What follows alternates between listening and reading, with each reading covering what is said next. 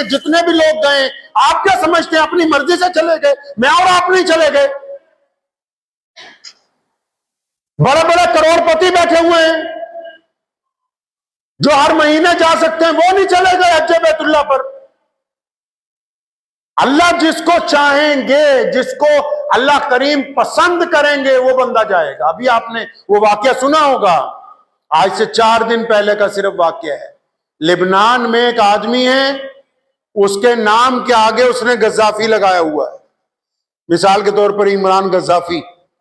अब वो जब एयरपोर्ट पे पहुंचा, हज की लिस्ट में उसका भी नाम था, तो जो एयरपोर्ट पर उसके मुल्क के इमिग्रेशन के अफसरान थे, उन्होंने उसका नाम पढ़ा, तो नाम पढ़ के उन्होंने कहा नहीं तेरा क्योंकि सर नेम जो है वो सही नहीं हमको लग रहा है, इसलिए हम तुझे हज बैतुल्लाह पर नहीं भेजे। तो वो अड़ गया, कहता नहीं जी मैं तो घर से तैयारी करके आया हूं, मैं तो कई साल से तैयारी कर रहा था, मुझे तो जाना है।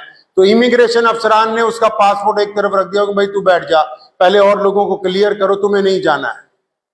सारे हाजियों की इमिग्रेशन हो गई, सारे हाजी जहाज के अंदर बैठ गए, जहाज का दरवाजा बंद हो गया, जहाज रनवे पे चला गया, जहाज ने टेक ऑफ कर लिया, उड़ने लगा।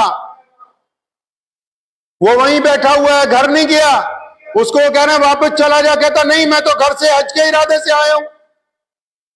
10 मिनट बाद जहाज के कैप्टन ने वायरलेस पर वापस उसको बताया, एयरपोर्ट वालों को, कि जहाज में कोई खराबी आ गई है, हम वापस आ रहे हैं। जहाज वापस आ गया, खराबी उसकी दुरुस्त हो गई। तो इमिग्रेशन वालों के दिल में बात आई, दिल नरम हो गया इनका। इन्होंने कैप्टन को फोन करके कहा कि भाई एक मुसाफिर रह गया था, उसको ले ले। तो वो कैप्टन क्या कहता है कि अब मैं जहाज का दरवाजा नहीं खोल सकता।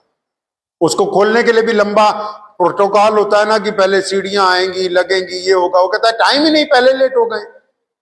तो उसने कहा कि मैं दरवाजा नहीं खोल सकता। उसने दोबारा जहाज उड़ाया। ये हजारों साल पुरानी कहानी नहीं मैं आपको सुना रहा हूं, अभी 3 दिन पहले की बात है। अब इसने जब दोबारा जहाज उड़ाया, फिर जहाज आसमान की बुलंदियों पर पहुंचा, फिर जहाज के इंजन में खराबी आ गई। उसने फिर एयरपोर्ट को कहा हम वापस आ रहे हैं।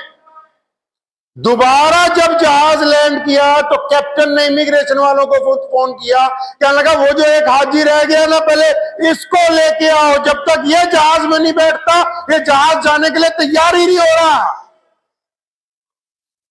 दुनिया के इंजीनियर कहते हैं कि टेक्नोलॉजी के बीच में किसी का दखल नहीं है, लेकिन अल्लाह का निजाम यह कहता है कि दुनिया की कोई भी टेक्नोलॉजी हो वो मेरे रब की मोहताज है। और अल्लाह जिसको अपने घर बुलाना चाहे, दुनिया के लोग जोर भी लगा लें तो उसको बैतुल्लाह से दूर नहीं रख सकते हैं।